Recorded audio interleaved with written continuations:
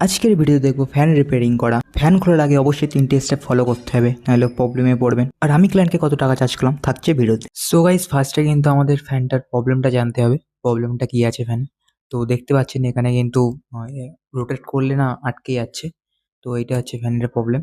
আমাকে ক্লায়েন্ট বলেছে যে এর আগে একটা মিস্ত্রিকে দেখানো হয়েছে, সেই মিস্ত্রি বেয়ারিং ট্রেনিং সব চেঞ্জ করে দিয়েছে, কিন্তু তারপরে 3-4 দিন চলার পরে আবার এরম হচ্ছে। মিস্ত্রিকে ফোন করছি কিন্তু মিস্ত্রি কোনো রেসপন্স দিচ্ছে না, মানে ফোনই তুলছে না আর কি। তো সেখানে আমাকে ডাকা হয়েছে। তো আমি এখন দেখবো এটা খুলে যে কি সমস্যা হয়েছে এর ভিতরে। ফ্যানটা ওপেন করার আগে অবশ্যই মার্কাতে দাগিয়ে নেবেন, আর অবশ্যই কয়েলের তার আর ক্যাপাসিটরের তার অবশ্যই চেক করে নেবেন কোথায় কোথায় কানেকশন করা আছে, তো মার্কার করে নেবেন।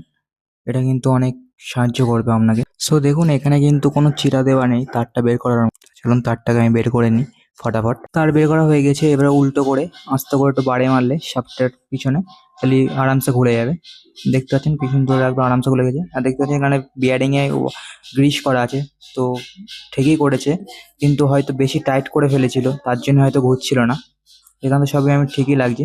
তো চলুন এটা খুলে আমি আবার নতুন করে সেট করব, করে দেখবো কি হয়। নিচের কভারটা খোলার জন্য আলতো করে হাতুতে বাড়ি মারো, ব্যাস আরামসে খুলে যাবে।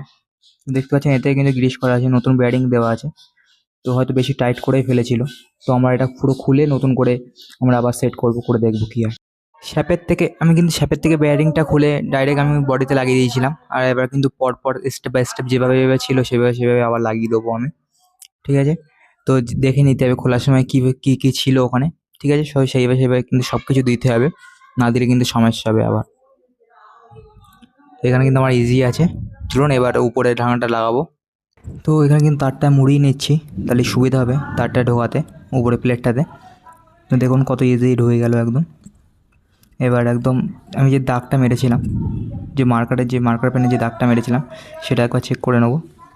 ওটা পুরো সোজা করে থাকতে হবে, থেকে জাস্ট এটা হালকা ঠুকলে জিনিসটা বসে যাবে। কত সুন্দর ইজি হয়ে গেছে।